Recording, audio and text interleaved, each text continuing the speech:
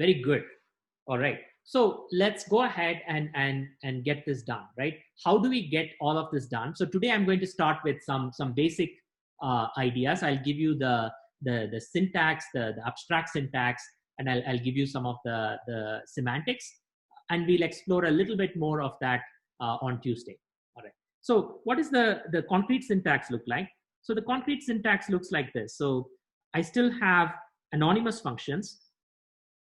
So I just need anonymous functions. So my anonymous functions are going to be function with a parameter, and inside the parameter, I'll have an entire expression. So this is my anonymous function, and I have function calls. So in a function call, I can have an expression 1 called on expression 2. So this is the function, and this is the argument. So I need to extend letters with two constructs. The first construct I extended with plus anonymous calls. The second construct I extended with plus function calls, invocations.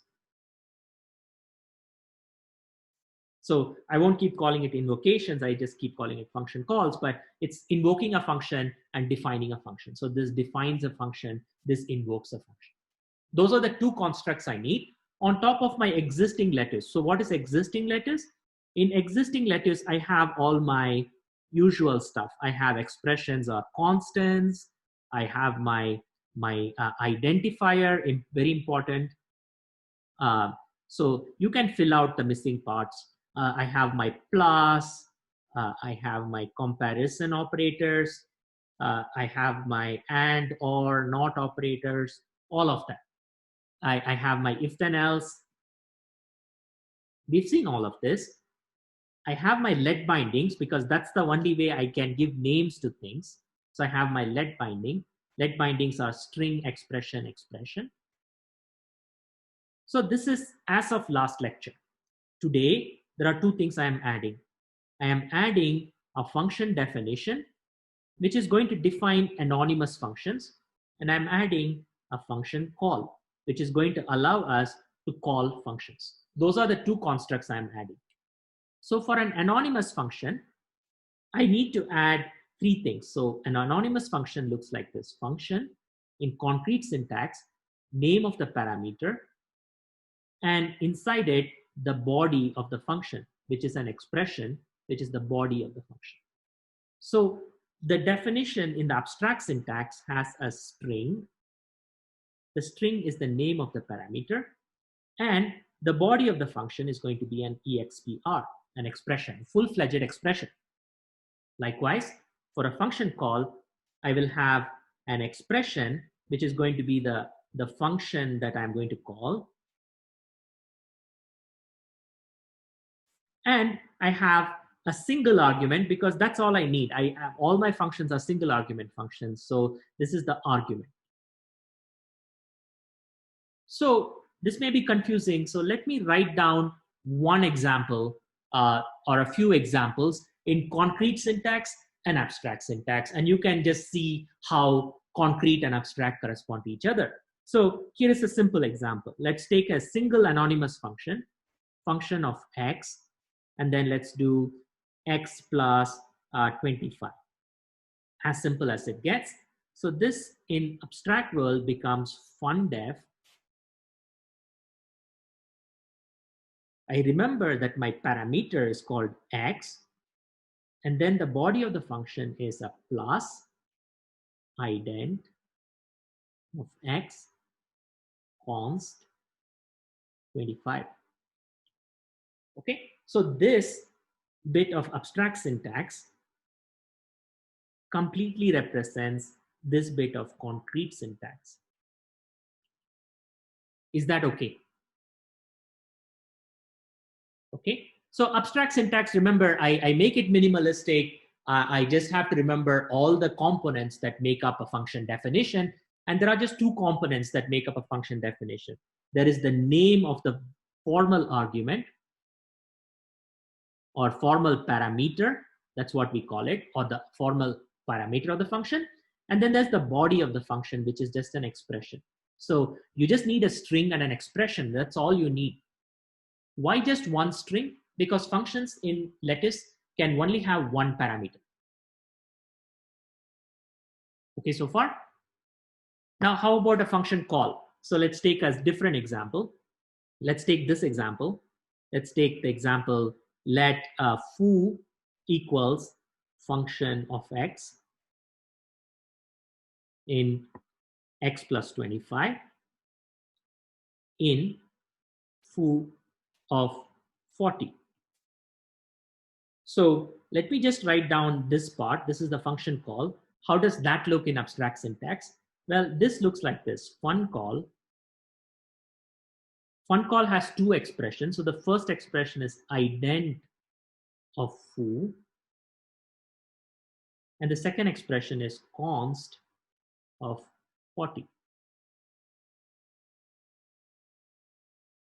Okay, good. Any questions? So remember, the first expression E1 is what function did I call? And the second expression E2 is what's the parameter or what's the argument? Okay, what about the full thing? Well, the full program looks like this. You have a let binding, let foo, and then this part is fundef with an x, and then the plus ident of x. So you can know how this is all going to work. Const 25. So this is the entire function, anonymous function definition, and then here you have fun call, ident of foo, const of 40. This whole mess is the abstract syntax for this little program here, which defines a function and calls it. Good so far? How about a function like this? Function of x. Inside that, there is a function of y. Inside that, there is x plus y. How do you write that?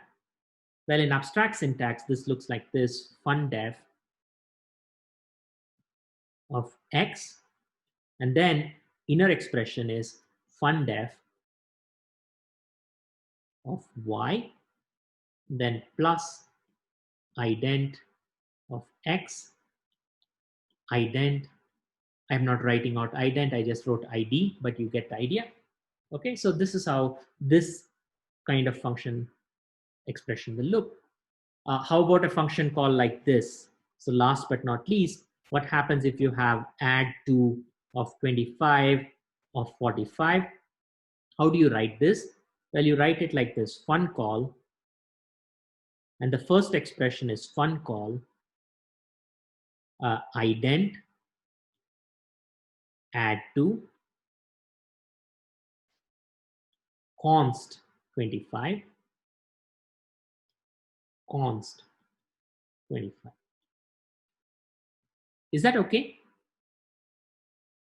When you do these caret function calls, remember this is our first function call, and then this itself is an expression for a function, and this is applied to the argument for the second function call.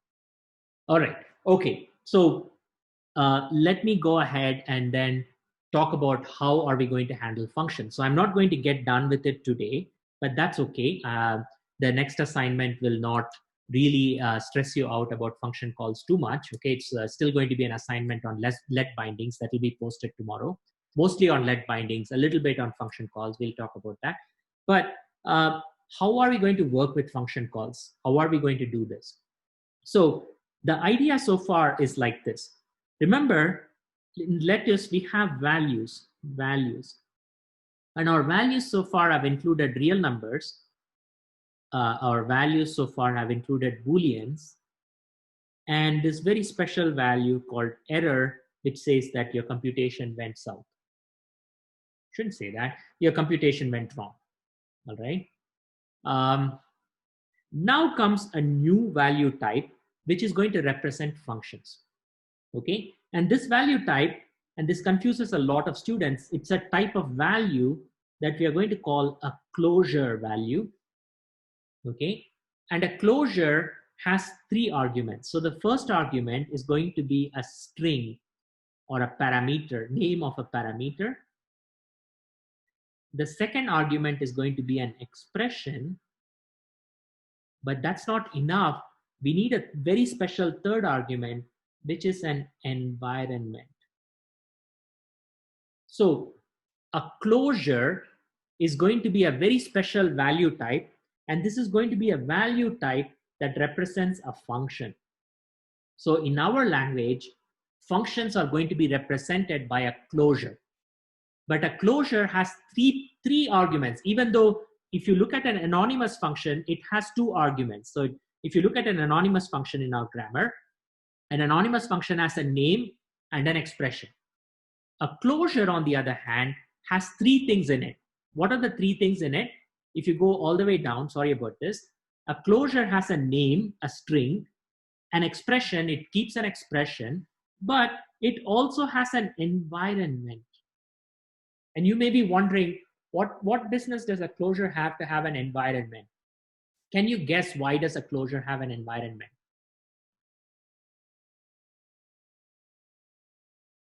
Scope, right? So this is exactly how we are going to implement static scoping. All right. So what static scope, what we are going to do is at function definition time, we are going to capture and remember the current environment at definition time. So we are going to keep a memory or take a snapshot of that.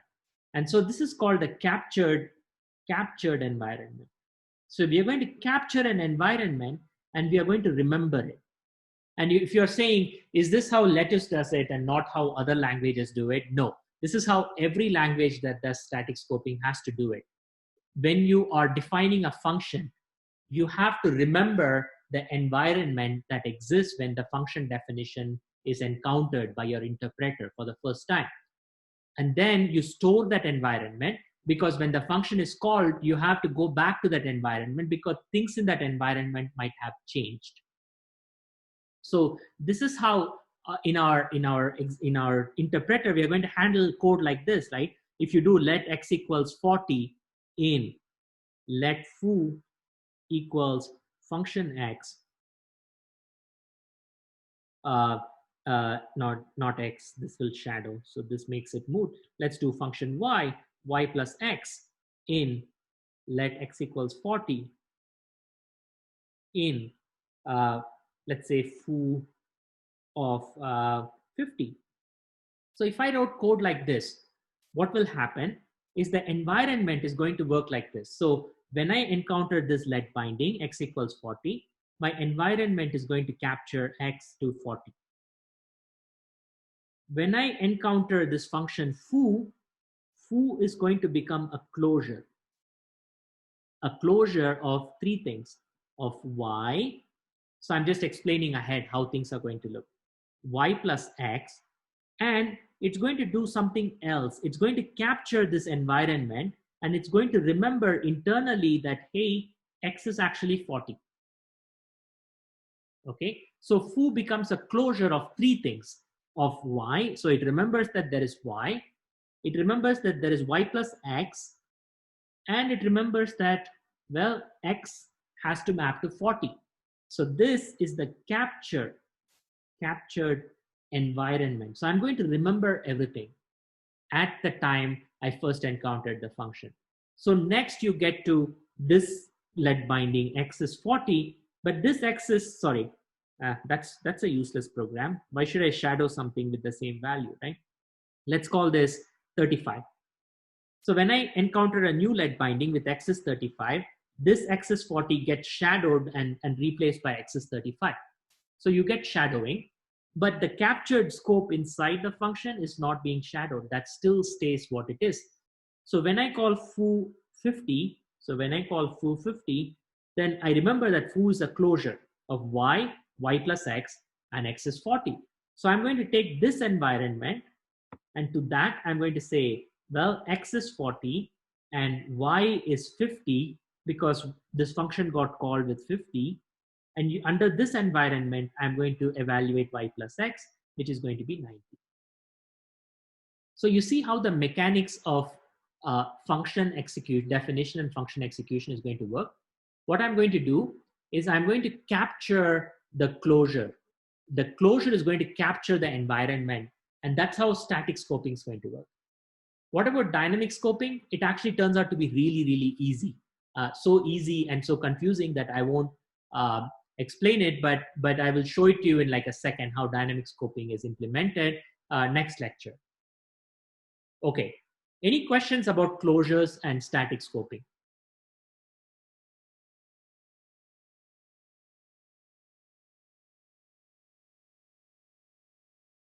No, you're absolutely right, Grigor. The reason it's called a closure is because it closes the environment or captures the environment. Okay, and that's why we call it a closure. Basically, the point is you're basically it's almost an anonymous function, but it's an anonymous function and environment attached to it. Yes, exactly, Tristan. Closures are exactly how we are going to make sure that our interpreter is going to work with static scoping. So can there be multiple things in the environment, like for our 2, 3, 4 function from earlier? Absolutely. So you can capture everything. So what we will do is we will capture everything in the environment. So suppose you define something like this, right? Let x equals 25 in let y equals 40 in let foo equals function of z, z plus x minus y, right? So the point is, when I come to this point in my code, in my environment, I have x maps to 25. Currently, I have y maps to 40. So that's 25. I have y maps to 40. Then I create a closure, and the closure is going to capture everything in the environment. So it's going to be a closure on z map, and the expression is z plus x minus y. And I'm going to capture x is 25 and y is 40. If there was a w here, then I would capture the w too. I don't need this w, but I will still capture it. I'm not going to do optimizations. Yes, our environments can have function names as well. I'll give you examples of, like, suppose you have something like this. Let foo equals function of x, x plus 10 in let bar function of y of foo of y. So when I come to bar, foo is going to be a closure. All right. And I will capture that closure. Right. So the closure for bar will capture foo. So closure for bar will be closure of y. And then the function foo of y, the function call. And then foo gets captured. Foo gets captured to whatever this function was. So if you redefine foo in the meantime, before you called it, it's not going to affect us. Is that okay? All right. So we are going to talk more about closures and how closures solve everything in next lecture. So let's talk about that in next lecture. It won't take too long. So I would like this idea to sink in a little bit. If you can read my notes, please read my notes. If you can look at the Lettuce Playground, it supports function calls as well. So you can play around with function calls, though I could use some improvements there, and which I can make. Yeah, so thanks everyone.